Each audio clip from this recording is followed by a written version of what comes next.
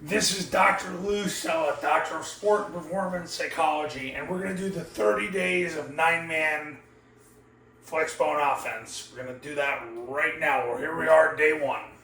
So, the 30 days of the 9-man Flexbone offense, we're going to start off right now with mid-triple versus the 3-3 defense. Okay, basic as it gets. All right, so here's what happens. How do you run Army and Air Force's offense in 9-man football? How do you run midline triple option, which is the triple option that they run now? How do you run it against a 3-3, which is the most common front you see in 9-man football, according to all my 9-man clients I've had over the last several years? All right, so here's what's going to happen. So the action starts at a 2-eye. So if there's no 2-eye, the call defaults to the center. There's no 1, but there's a 0. So the center is going to make a back call. Back tells the backside guard he and the center are going to double the 0. Center's going to snap the ball, step play side, and then he's going to put his left knee through the crotch with the 0 technique, left hand to the stomach, 4-inch northbound steps from there. The guard is going to work to the center and then get his right knee in the crotch of the 0, right hand to the stomach, 4-inch northbound steps from there. The key is to make the 0 a backside player. The backside end is going to block the spine of the backside guard, so he's going to open flat, run behind the guard, and then block his spine with his right hand. That's how he cancels the backside B gap. Now, the play side guard and end are going to step with their inside foot first. They're going to veer inside. The guard is going to get in front of the mic with his left knee, left hand, 4-inch northbound steps from there.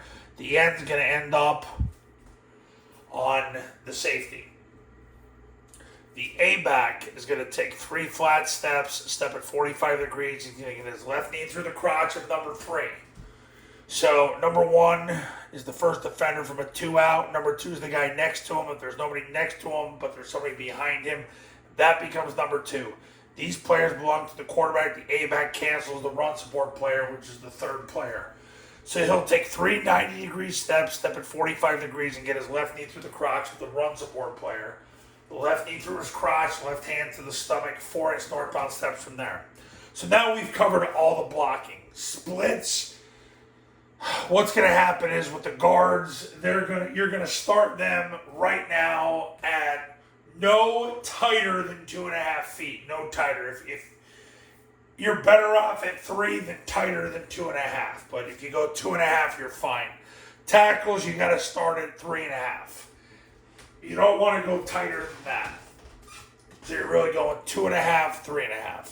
Their dominant hand will be at the heels of the center. They need to be as deep as they can be by law so they can give ground to get the angle that they need to scoop veer. That's what they need to do. So what you got here is you got a double team on the 0. You got to keep him on the backside of the play. He's going to block the spine of the guard to cancel the backside B gap. He's not worried about this. He's worried about sprinting as fast as he can and blocking the spine of the guard. The guard and the end are going to veer inside. He picks off the mic. He'll end up on the safety, so you get them both blocked. A-back will arc the run support. The quarterback's going to take the snap. He's going to jump in the backside A gap and point the ball. The B-back is going to sprint through the ball, then sprint through the play side hip of the guard, then sprint through the end zone, unless either of these guys can take the B-back. If either of them can take the B-back, the quarterback will reseat the ball. He'll sprint off end and then sprint to the end zone unless one of the unblocked defenders can tackle the quarterback.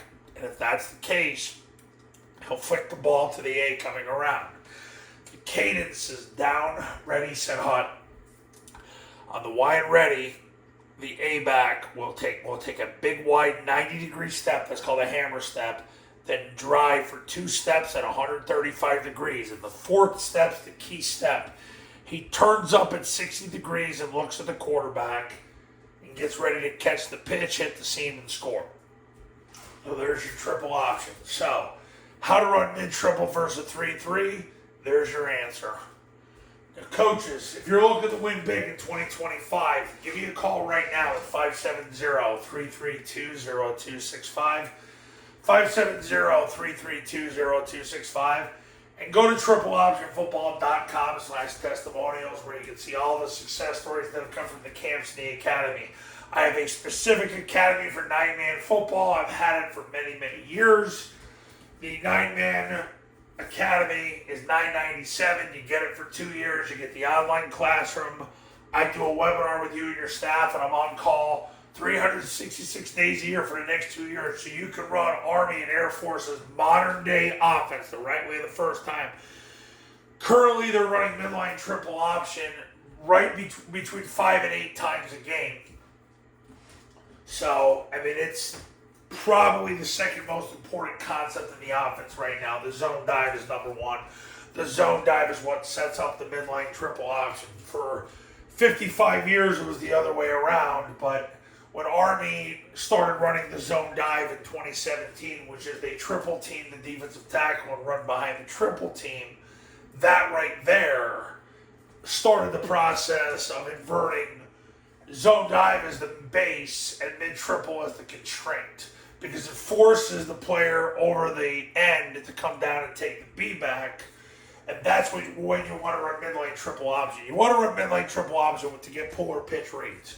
You don't want to hand the ball off at midline triple option. You want to call it when you've run the zone dive, you've gotten 4 yards, or you're going to run zone dive again, but if you don't get 4 yards because the defender on the end came down and took the B back, that's when you want to come back, because you want to get a puller pitch out of it, because you get more yards per play. And plus, why would you want to run a dive on midline triple when you can get a triple team with the zone dive? So that's the reason why. Okay, this is day one. I'll see you back tomorrow for day two. We'll talk soon.